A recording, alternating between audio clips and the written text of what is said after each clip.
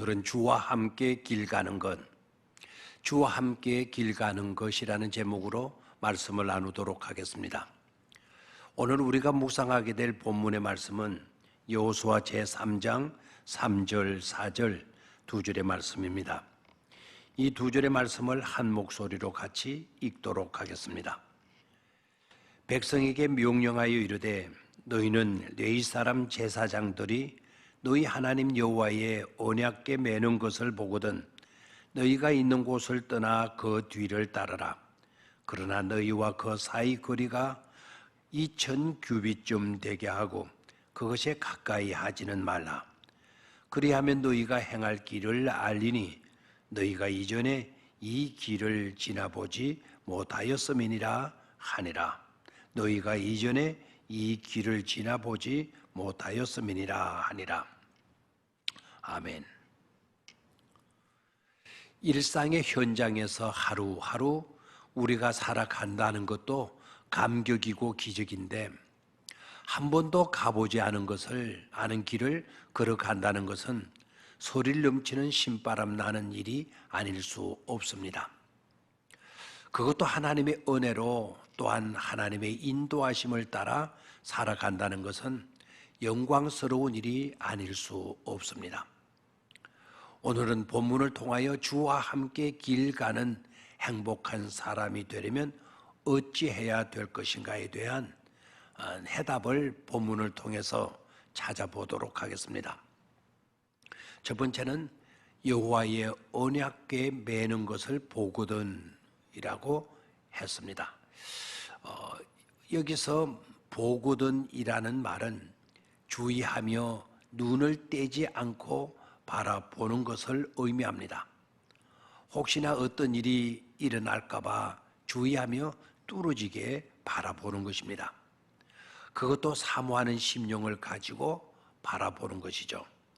사랑으로 생각하며 예태우며 그리워하는 것을 의미합니다. 마치 목마른 사슴이 시냇물을 찾는 것처럼 하나님의 언약궤를 바라보는 것입니다. 그리고 또한 시선을 집중한다라고 하는 의미도 있습니다. 과학자들이나 연구가들이 어떤 실험 과정을 지켜보듯이 하나님에게 눈을 떼지 않는 것을 말합니다. 그러니까 주와 같이 길 가는 행복을 위하여 우리들의 시선은 해바라기가 태양을 향하듯이 그래서 영양분을 공급받고 아름다운 씨앗을 맺듯이 하나님을 주의 깊게 바라보며 하나님을 간절히 사모하며 말씀에 눈이 떨어지지 아니하고 시선을 집중하는 것입니다. 두 번째로 주와 함께 기쁨으로 길을 가기 위해서는 너희가 있는 곳을 떠나라고 했습니다. 너희가 있는 곳을 떠나라고 했습니다. 여기서 있는 곳이라고 하는 말의 의미는 굴레를 말합니다. 즉 굴레를 벗어나라는 것입니다.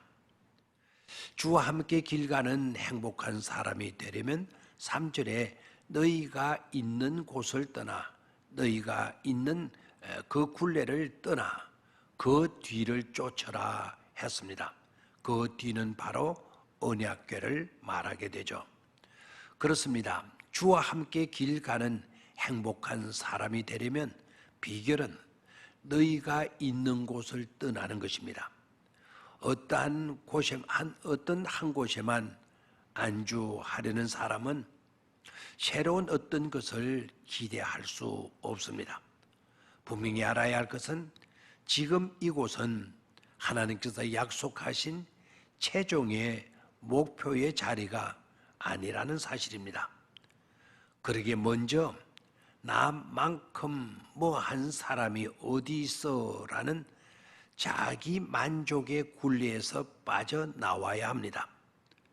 또한 옛날에는 내가 어떠했는데 라는 식의 과거의 굴레에서도 벗어나야 합니다. 언약궤는 떠나 저쯤 가고 없는데 나는 아직 지난 과거에 묶여 여기 앉아 있다면 그것처럼 안타까운 일은 없습니다. 하나 더 오늘의 굴레를 벗어나야 합니다. 이유는 앞으로 받을 은혜, 앞으로 들어갈 하나님의 나라, 그곳에서 누릴 영광이 훨씬 더 크기 때문입니다. 크리소스톰이라고 하는 교부는 이렇게 말을 합니다. 세상아, 네가 나를 보려느냐? 나도 너를 버렸노라라는 유명한 말을 했습니다. 감격의 여정이 되기 위해서는 나라는 굴레에서 벗어나야 합니다. 과거라는 굴레에서 떠나야 합니다. 세상이라는 오늘의 굴레에서 떠나지 못하므로 앞으로 받을 은혜를 제한한다면 그것은 엄청난 불행이 아닐 수 없기 때문입니다. 중요한 것 하나 더 있습니다. 불신의 굴레에서도 벗어날 수 있어야 한다 하는 것입니다. 하나님을 내 생각이라는 상자 속에 가둬서는 안 됩니다. 하나님은 전능하셔서 모든 것을 새롭게 하고 모든 것을 치유하십니다. 얼마 전 우리 교회 남자 집사님께서 떨리는 목소리로 전화를 걸어왔습니다. 내용은 방광의 종양 같은 것이 있다고 큰 병원에 가보는 것이 좋겠다는 의사의 소견을 들었던 것입니다. 충격을 받은 집사님은 혹시 오진일 수 있겠다 싶어서 가까운 다른 개인 병원에 가서 진료를 받았더니 그 병원에서도 똑같은 말을 하더랍니다. 불안과 두려움으로 급히 대학병원으로 갔습니다. 대학병원에서도 같은 소견을 갖고 급히 수술 날짜를 잡았습니다. 그런데 수술날 아침 굉장한 일이 벌어졌습니다. 수술 바로 직전 진료에서 그 종양이 사라지고 없는 것입니다. 의사도 집사님 부부도 너무나 충격을 받은 것이죠. 너무나 기쁘고 반면에 놀랐습니다. 이럴 수가 없다는 것입니다. 혹시나 하여 다른 병원으로 가서 초음파를 했습니다. 깨끗하다는 것입니다. 기적이었습니다. 그러나 그보다 더욱 감사한 것은 집사님 내외가 그 일로 하나님의 살아계심과 사랑하심을 확신하게 된 것입니다. 세 번째로 기쁨으로 주와 함께 길을 가기 위해 그 뒤를 쫓아라 라고 했습니다. 즉 말씀의 인도를 받는 것입니다. 3절과 4절에 제사장들이 여호와의 언약궤 매는 것을 보거든 그 뒤를 쫓아라 그리하면 너희 행할 길을 알리니 라고 말씀합니다. 여기서 그 뒤를 쫓아라는 말씀을 유념해야 합니다. 제사장들이 메고 가는 언약궤보다 뒤를 쫓아라 했지 앞서 가서는 안 된다는 것입니다. 그게 잘 사는 삶입니다. 우리가 나아가는 길은 말씀의 인도를 따르는 것입니다. 그게 또한 승리의 삶입니다. 말씀보다 앞서서는 안 됩니다. 그리고 말씀의 핵심은 하나님이 우리를 사랑하시는 것입니다. 사랑하며 사는 것입니다. 열심히 살았으나 끝에 가서 허무에 빠지거나 패망하는 인생들을 봅니다. 한결같이 그들은 정반대의 삶을 사는 사람들이었습니다. 하나님보다 항상 앞서갑니다. 하나님의 말씀보다 행동도 말도 앞섭니다. 그리고 사랑 대신에 미움, 시기, 질투로 삽니다. 말씀을 쫓아 살고 사랑으로 사는 것이 미워하고 시기하고 질투하며 사는 삶보다 훨씬 쉬운데도 말입니다. 장기려 박사가 그런 분이었습니다. 장기려 박사의 삶 가운데 이런 일화가 있습니다. 경남 거창에 사는 한 가난한 농부가 입원비가 밀려서 퇴원할 수가 없었습니다. 이 사람이 고민을 하다가 장기려 박사님을 찾아가서 하소연을 했습니다. 선생님, 모자라는 돈은 제가 벌어서 갚겠습니다. 지금은 돈이 없지만 꼭 벌어서 입원비를 내겠습니다. 이 환자의 사정을 들은 장기려 박사는 이렇게 이야기했습니다. 그냥 도망가십시오.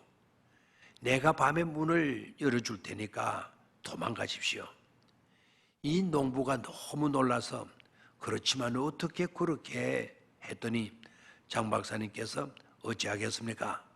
내일 돈은 없고 병은 반쯤은 그렇지 않고 당신이 빨리 집에 가서 일을 해야 가족들이 살 것 아닙니까? 이 농부가 감격해서 눈물을 흘렸습니다. 그날 밤 서묵과 직원들이 다 퇴근하고 난 뒤에 장 박사님이 약속된 시간에 뒷문에서 기다리니까 그 농부가 나타났습니다. 빨리 가시오 라고 하면서 문을 열어주었습니다. 농부가 막 도망가려는 데에 장 박사님이 잠깐만요 그러더니 봉투 하나를 건네주는 것입니다. 이거 얼마 안 되지만 집에 가는 차비하시오. 얼마나 멋있습니까? 바로 장규리 박사님께서 하신 말 가운데 사랑하며 사는 삶이 미워하며 사는 삶보다 훨씬 수월하고 쉬운 그야입니다. 여호와의 언약궤에 매는 것을 보거든 말씀에 눈을 떼지 않고 주목하며 사는 것입니다. 너희가 있는 곳을 떠나라고 했습니다. 굴레를 벗어나는 것입니다. 자기의 굴레, 과거라는 굴레, 자기 만족의 굴레, 오늘의 굴레, 불신의 굴레에서 벗어나라는 것입니다. 그리고 그 뒤를 쫓으라 했습니다. 언약궤 즉 하나님의 말씀을 뒤따라라는 것이죠. 말씀보다 행동이, 말씀보다 말이, 말씀보다 생각이, 말씀보다 판단이 앞서지 않도록 해야 합니다. 오늘 하루도 그런 하루로 살아갈 수 있기를 바랍니다. 감사합니다.